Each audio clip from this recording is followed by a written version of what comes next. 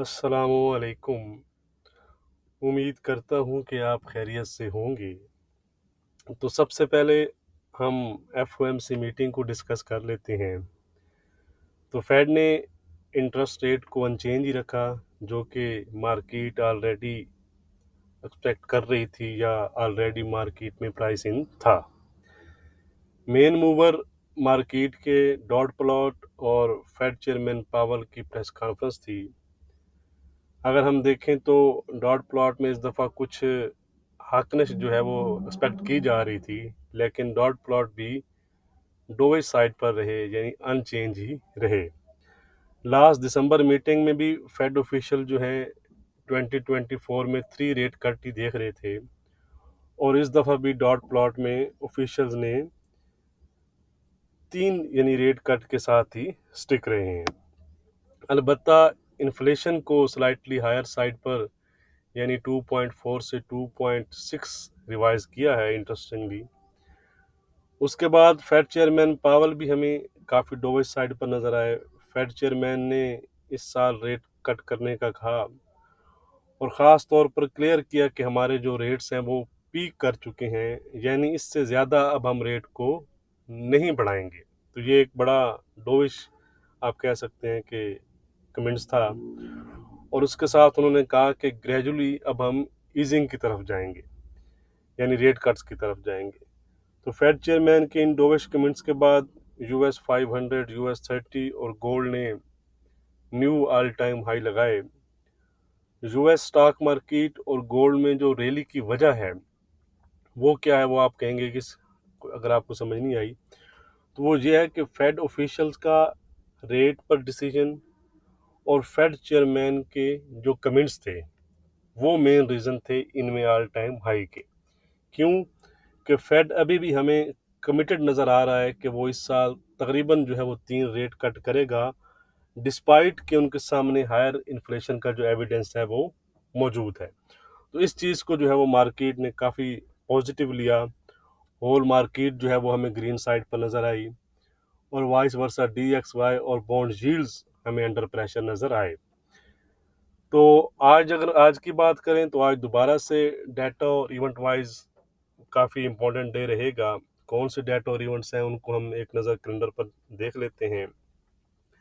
ये है जी थर्सडे मार्च 21। अगर हमारे डाटा की बात करें तो आज ऑड का अनएम्प्लॉयमेंट रेट और एम्प्लॉयमेंट चेंज था, जो कि पॉजिटिव साइड पर आया। तो इस मीन कि ऑड आपको स्ट्रेंथ होता नज़र आया होगा।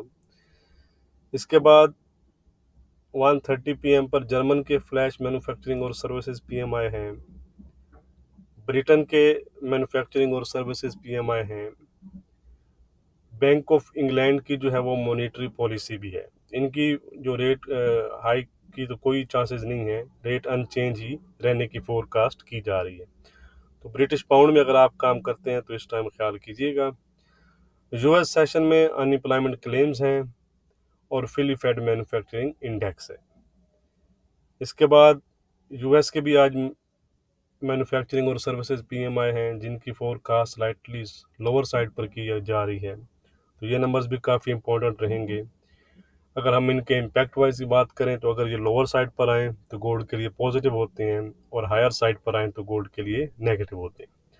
एग्जिस्टिंग होम सेल्स हैं और एक FOMC मेंबर की स्पीच है। तो आज भी काफ़ी बिजी डे है कैलेंडर वाइज, तो ख्याल रखिएगा, मार्केट वोलेटाइल रह सकती है। बाकी जो भी डाटा की अपडेट होगी वो मैं आपके साथ टेलीग्राम और फेसबुक पर शेयर कर दूंगा, जैसा कि रात को भी आपको इम्पोर्टेंट कमेंट्स जो हैं वो शेयर कर दिए थे। तो गोल्ड इस वक्त 2204 के आसपास ट्रेड कर रहा है, 2200 के ऊपर सस्टेन कर रहा है, और तकरीबन जो हाई लगाया है वो 2223 के आसपास का जो है वो हाई लगाया है। कल हमारा अगर हम देखें तो कल हमने यहाँ से सेल किया था 2158 से, 30 पिप का हमारा एसएल लगा, लेकिन उसको हमने 2165 यानी कि 2164-65 से दोबारा सेल किया था, और तकरीबन 2156-57 पर हमने अपना लॉस रिकवर करके आप कह सकते हैं कि प्रॉफिट भी गेन कर लिया था। लेकिन फेड मीटिंग के टाइम पर हमने कोई ट्रेड नहीं की, जैसा कि आपको पता है कि मैं आपको भी इस चीज़ का अवॉइड करने का कहता हूँ। तो मैं खुद उस टाइम पर कैसे ट्रेड करता हूँ, तो मैंने ऐसी कोई ट्रेड नहीं की, ना हमारे ग्रुप में ऐसी कोई ट्रेड हुई एफओएमसी पर, ना हम कभी करते हैं इस पर, ठीक है। क्योंकि काफ़ी जो चीज़ें हैं वो आपको क्लियर नहीं होती, कमेंट्स आ रहे होते हैं, एक कमेंट्स पर मार्केट अबव भी जा सकती है, डाउन भी जा सकती है, तो इसलिए इस तरह की मार्केट में फिर अकाउंट ही वाश होते हैं, जो कि हुए होंगे रात कितने जो मूव आया है, बड़ा अच्छा मूव आया है इसमें। तो आज इंट्राडे के लिहाज से क्या रेजिस्टेंस और सपोर्ट एरियाज हैं वो हम देख लेते हैं। सबसे पहले अगर हम स्पोर्ट्स की बात करें तो ये आपके पास एक सपोर्ट जोन है, फर्स्ट सपोर्ट जोन, ठीक है जी, ये वाला। इसको अगर गोल्ड ब्रेक करता है तो फिर आप कह सकते हैं कि गोल्ड इस सपोर्ट जोन को टच कर सकता है। तो ये दो एरियाज हैं जहां से गोल्ड दोबारा जंप कर सकता है। अगर गोल्ड इस एरिया को ब्रेक कर सकता है जो कि हमारा इंट्राडे का रहेगा, तो फिर हमें फ्रेश वीकनेस इसमें नजर आएगी। On the upside first resistance gold के लिए ये वाला एरिया है जो ये वीक आपको नजर आ रही है। इस वीक को अगर ब्रेक करता है तो फिर गोल्ड दोबारा से अपने इस वीक को जाकर टेस्ट करता है जो आज का इसका ऑल टाइम हाई है, ठीक है जी। तो ये अगर ब्रेक हो गया तो फिर हमें न्यू हायर साइड पर जो है वो लेवल्स नजर आएंगे।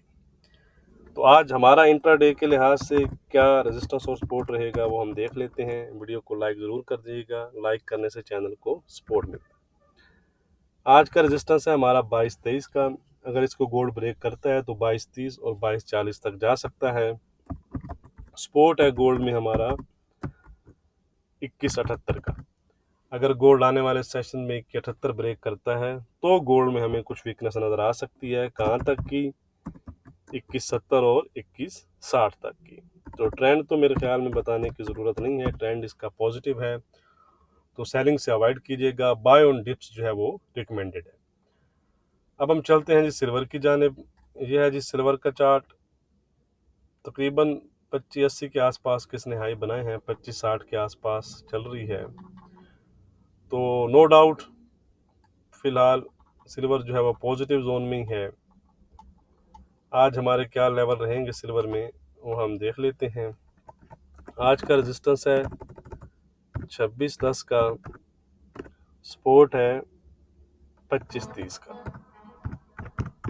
ट्रेंड है इसका इंट्राडे के लिहाज से पॉजिटिव। लेवल में आज थोड़ा सा गैप रहेगा, इतने बड़े मूव के बाद जो होता है लेवल में हमें थोड़ा सा गैप फिर नज़र आता है, ठीक है। तो इस चीज़ को आप रखिएगा जहन में।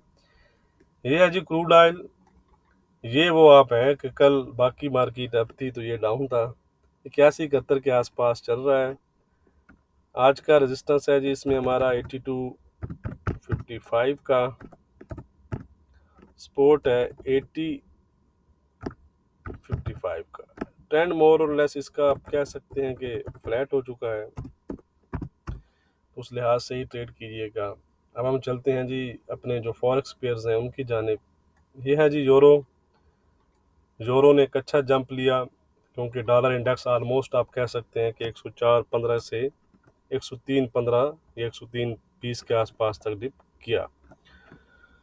आज का रेजिस्टेंस है जी 960, 960 के ऊपर क्लोजिंग देता है तो 980 और 10-10 तक जा सकता है। सपोर्ट है हमारी 900 की, एक अच्छा सपोर्ट है, इसको अगर ब्रेक करता है तो दोबारा से फिर आपको इसमें वीकनेस नज़र आ सकती है। फिलहाल इसका जो ट्रेंड है वो इंट्राडे के लिहाज से पॉजिटिव है। अब हम चलते हैं जी ब्रिटेन पाउंड की जानिब। 2800 के आसपास किसने हाई बनाए हैं, अभी भी 2790 के आसपास चल रहा है। आज का रेजिस्टेंस है हमारा 2830 का, 2830 ब्रेक करता है, 2830-20 का जो एरिया है इसको अगर ये ब्रेक करता है तो फिर इसमें हमें मज़ीद तेज़ी नज़र आ सकती है, वरना फिर ये दोबारा से डिप कर सकता है। कौन सा सपोर्ट है हमारा, सपोर्ट है हमारा 2740 का। ट्रेंड इसका इंट्राडे के लिहाज से फिलहाल पॉजिटिव बना हुआ है। यह है जी यूजे, कल तकरीबन 151-80 का मैंने आपको रेजिस्टेंस दिया था, पिन पॉइंट उसके हाई बनाए हैं और ड्रॉप हुआ है और फिलहाल 150-90 के आसपास ट्रेड कर रहा है। आज का रेजिस्टेंस है जी 151-25 का, सपोर्ट है 150-25 का। ट्रेंड है इसका इंट्राडे के लिहाज से भी, अगर 150-25 ब्रेक करता है तो इसमें मजीद आपको जो है वो वीकनेस नज़र आ सकती है 149-90 और 149-70 और इवन 149-40 तक की। अब हम चलते हैं जी NZD की तरफ। यह है जी NZD 60-96 के आसपास इस टाइम जो है वो ट्रेड कर रहा है। तो तमाम जो पेयर्स हैं DXY आपको पता है वीक हो तो फिर बाकी तमाम जो है वो शेयर बन जाते हैं। 61-20 का रेजिस्टेंस है, 60-60 का सपोर्ट है। ट्रेंड है इसमें इंटरडे के लिए से हमारा पॉजिटिव। ठीक है जी, आज तकरीबन तमाम मार्केट ही आपको पॉजिटिव नज़र आएगी। ये है जी ऑड, इसका डाटा भी अच्छा आया है। वैसे DXY भी वीक है तो ये डबल मज़ा है इसका जी। 66-50 का रेजिस्टेंस है, 65-80 का सपोर्ट है। ट्रेंड है इसका इंट्राडे के लिहाज से पॉजिटिव। वीडियो को लाइक और शेयर करना मत भूलिएगा। बहुत शुक्रिया।